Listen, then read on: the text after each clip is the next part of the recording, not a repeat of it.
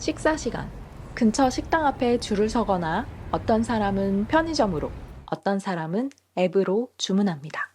집에서 직접 요리하는 사람? 솔직히 많지 않아요. 시간도 없어요. 그리고 냉장고는 곰팡이 연구소가 되기 일쑤입니다. 이 시대의 이 현상이 우리의 게으름일까요?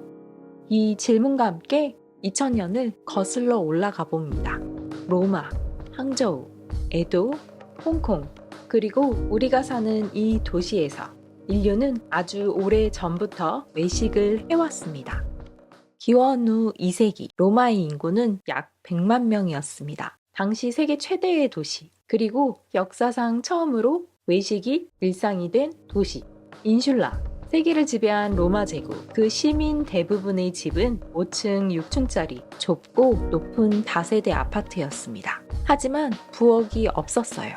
위층은 수도도 난방도 제대로 되지 않은 곳이 많았고 화덕이라도 놓으면 건물 전체가 위험했습니다.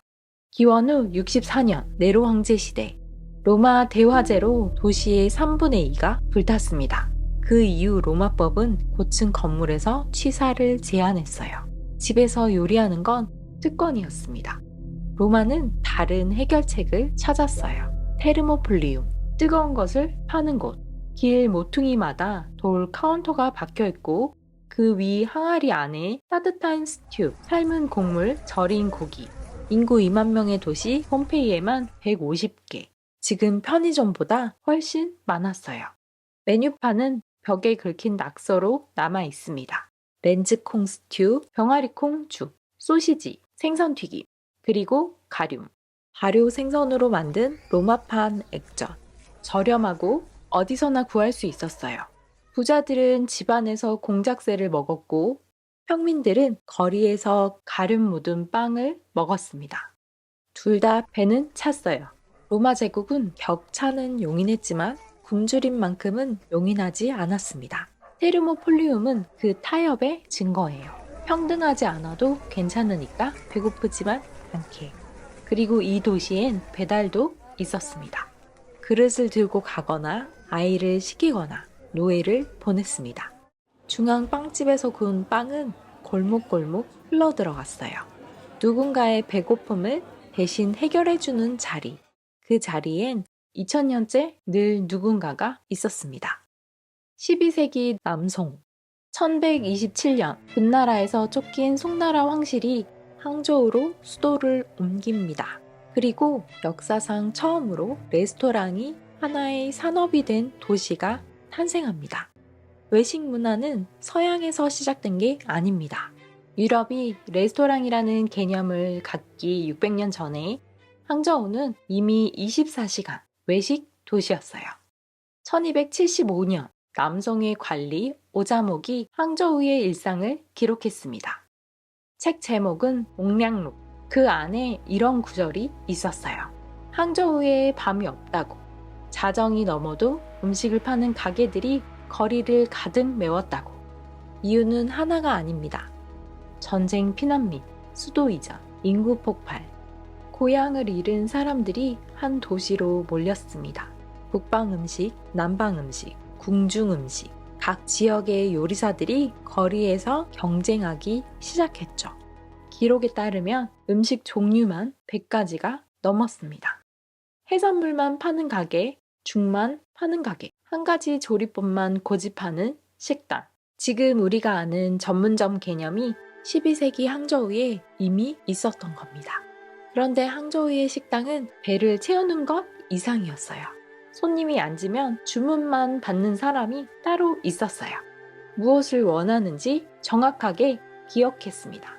오늘날 우리가 부르는 웨이터라는 개념이 바로 여기서 시작됩니다. 음식을 취향껏 조정해서 주문하고 서비스를 평가하는 문화. 그 시작점에 항저우의 사람들이 서 있었습니다. 물론 반발도 있었습니다. 유학자들은 경고했어요. 밖에서 먹고 마시는 건 사치고 타락이라고. 가정을 지켜야 한다고 하지만 식당들은 사라지지 않았습니다. 오히려 늘었습니다.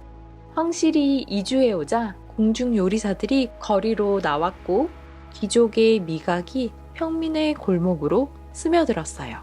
위에서 아래로 언제나 음식은 그렇게 흘러왔습니다. 17, 18세기 에도. 1603년 도쿠가와 이에야스가 에도의 막부를 열었습니다. 작은 오천이 순식간에 팽창하기 시작했어요. 에도 시대의 초기, 도시 인구의 성비는 극도로 불균형했어요. 남성이 여성보다 1.5배 많았습니다. 전국의 다이묘, 무사들, 상인과 장인들이 에도로 몰려들었지만 가족은 고향에 두고 왔어요. 요리해줄 사람이 없는 남자들, 부엌이 없는 좁은 새방, 거리로 나올 수밖에 없었습니다. 야타이, 이동식 음식 가판대, 사찰과 신사 앞에서 시작해 도시 전체로 퍼져나갔습니다. 메뉴는 지금도 익숙합니다.